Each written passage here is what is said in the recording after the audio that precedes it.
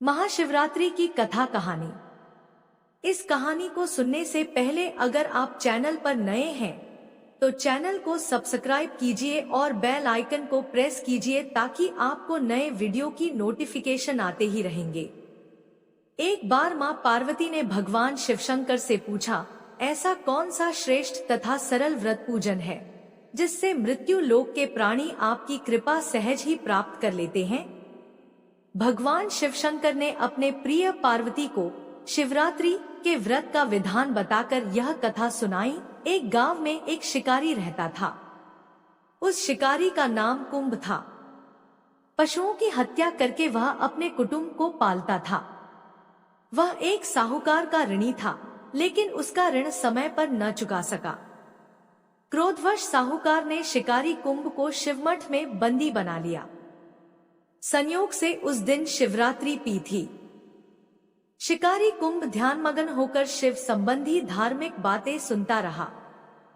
चतुर्दशी को उसने शिवरात्रि की कथा भी सुनी। संध्या होते ही साहूकार ने उसे अपने पास बुलाया और ऋण चुकाने के विषय में बात की। शिकारी कुंभ अगले दिन सारा ऋण लौटा देने का वचन देकर बंधन से छूट गया। अपनी दिनचर्या की भांति वह जंगल में शिकार के लिए निकला, लेकिन दिन भर बंदीगृह में रहने के कारण भूख प्यास से व्याकुल था। शिकार करने के लिए वह एक तालाब के किनारे बेल वृक्ष पर पड़ाव बनाने लगा। बेल वृक्ष के नीचे शिवलिंग था जो बिल्व पत्रों से ढका हुआ था। शिकारी कुंभ को उसका पता न चला। पड़ाव बनाते समय उसने जो टहनियां तोड़ी वे संयोग से शिवलिंग पर गिरी। इस प्रकार दिन भर भूखे प्यासे शिकारी कुंभ का व्रत भी हो गया और शिवलिंग पर बेलपत्र भी चढ़ गए। एक पहर रात्रि बीत जाने पर एक गर्भिणी मृगी तालाब पर पानी पीने पहुंची। शिकारी कुंभ ने धनुष पर तीर चढ़ाकर ज्यों ही प्रत्यंचा खींची। मृगी बोली, मैं गर्भिणी हूं, शीघ्र ही प्रसव करूंगी। तुम एक साथ दो जीवों की हत्या करोगे, जो ठीक नहीं है। मैं अपने बच्चे को जन्म देकर शीघ्र ही तुम्हारे सामने प्रस्तुत हो जाऊंगी, तब तुम मुझे मार लेना। शिकारी ने प्रत्यंचा ढीली कर दी और मृगी झाड़ियों में लुप्त हो गई। कुछ ही देर बाद एक और मृगी उधर से निकली। उसका नाम कस्तूरी था। शिकारी की प्रसन्नता का ठिकाना न रहा। समीप आने पर उसने धनुष पर बाण चढ़ाया। तब उसे देख मृगी कस्तूरी ने विनम्रतापूर्वक निवेदन किया, हे पारधी, मैं थोड़ी देर पहले ही ऋतु से निवृत्त हुई हूं। मैं कस्तूरी हूं, अपने प्रिय की खोज में भटक रही हूं। मैं अपने पति से मिलकर शीघ्र ही तुम्हारे पास आ जाऊंगी। शिकारी ने उसे भी जाने दिया। 2 बार शिकार को खोकर उसका और दिमाग खराब हुआ। वह चिंता में पड़ गया। रात्रि का आखिरी पहर बीत रहा था। तभी एक अन्य मृगी का नाम कामतूर था अपने बच्चों के साथ उधर से निकली। शिकारी कुंभ के लिए यह बहुत अच्छा अवसर था। उसने धनुष पर तीर चढ़ाने में देर न लगाई। वह तीर छोड़ने ही वाला था कि मृगी कामतूर बोली, हे सीकरी, मैं इन बच्चों को पिता के हवाले करके लौट आऊंगी। इस समय मुझे मत मार। शिकारी कुंभ हंसा और बोला, सामने आए शिकार को छोड़ दूं, मैं ऐसा मूर्ख नहीं। इससे पहले मैं 2 बार अपना शिकार खो चुका हूं। मेरे बच्चे भूख प्यास से तड़प रहे होंगे। उत्तर में मृगी ने फिर कहा, जैसे तुम्हें अपने बच्चों की ममता सता रही है, ठीक वैसे ही मुझे भी।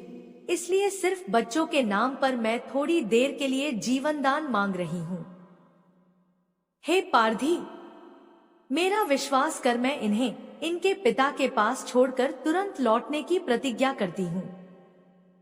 मृगी का दीन स्वर सुनकर शिकारी को उस पर दया आ गई। उसने उस मृगी को भी जाने दिया। शिकार के अभाव में बेलवृक्ष पर बैठा शिकारी बेलपत्र तोड़ तोड़ कर नीचे फेंकता जा रहा था। पौ फटने को हुई तो एक हष्टपुष्ट मृग उसी रास्ते पर आया।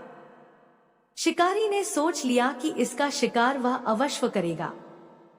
शिकारी कुंभ की तनी प्रत्यंचा देखकर मृग विनीत स्वर में बोला, हे पारधी भाई, यदि तुमने मुझसे पूर्व आने वाली 3 मृगियों तथा छोटे छोटे बच्चों को मार डाला है तो मुझे भी मारने में विलंब न करो, ताकि उनके वियोग में मुझे एक क्षण भी दुहक न सहना पड़े। मैं उन मृगियों का पति हूँ। यदि तुमने उन्हें जीवन दान दिया है तो मुझे भी कुछ क्षण जीवन दान देने की कृपा करो। मैं उनसे मिलकर तुम्हारे सामने उपस्थित हो जाऊंगा। मृग की बात सुनते ही शिकारी के सामने पूरी रात का घटनाचक्र घूम गया। उसने सारी कथा मृग को सुना दी। तब मृग ने कहा, मेरी तीनों पत्नियां जिस प्रकार प्रतिज्ञाबद्ध होकर गई हैं, मेरी मृत्यु से अपने धर्म का पालन नहीं कर पाएंगी। आता जैसे तुमने उन्हें विश्वासपात्र मानकर छोड़ा है, वैसे ही मुझे भी जाने दो। मैं उन सबके साथ तुम्हारे सामने शीघ्र ही उपस्थित होता हूँ। उपवास, रात्रि जागरण तथा शिवलिंग पर बेलपत्र चढ़ाने से शिकारी का हिंसक हृदय निर्मल हो गया था। उसमें भगवत शक्ति का वास हो गया था। धनुष तथा बाण उसके हाथ से सहज ही छूट गए। भगवान शिव की अनुकंपा से उसका हिंसक हृदय कारुणिक भावों से भर गया।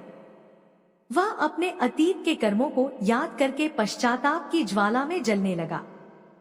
थोड़ी ही देर बाद मृग सपरिवार शिकारी कुंभ के समक्ष उपस्थित हो गया ताकि वह उनका शिकार कर सके, किंतु जंगली पशुओं की ऐसी सत्यता, सात्विकता एवं सामूहिक प्रेम भावना देखकर शिकारी को बड़ी ग्लानि हुई। उसके नेत्रों से आंसुओं की झड़ी लग गई। उस मृग परिवार को न मारकर शिकारी ने अपने कठोर हृदय को जीव हिंसा से हटा सदा के लिए कोमल एवं दयालु बना लिया। देवलोक से समस्त देव समाज भी इस घटना को देख रहा था। घटना की समाप्त होते ही देवी देवताओं ने पुष्प वर्षा की। तब शिकारी कुंभ तथा मृग परिवार मोक्ष को प्राप्त हुए। दूसरी कथा, माता पार्वती और भगवान शिव शंकर। पौराणिक कथाओं के अनुसार माता सती के देह त्याग के बाद माता पार्वती ने भगवान शिव को पति रूप में पाने के लिए घोर तपस्या की। माता पार्वती के प्रेम और तपस्या से प्रसन्न होकर भगवान शिव ने उन्हें अपना अर्धांगिनी स्वीकार कर लिया। शिव पुराण में वर्णित है कि माता पार्वती ने ही सबसे पहले शिवरात्रि का व्रत रखा था। इन दोनों कथाओं के माध्यम से हमें यह संदेश मिलता है कि सच्ची श्रद्धा और अनजाने में किए गए पुण्य कार्य भी भगवान को प्रसन्न कर सकते हैं। भगवान शिव शंकर की कहानी कैसी लगी कमेंट में जरूर लिखें और अभी तक चैनल को सब्सक्राइब नहीं किया है तो चैनल को सब्सक्राइब कीजिए और वीडियो को शेयर कीजिए और लाइक कीजिए। धन्यवाद। जय हिंद।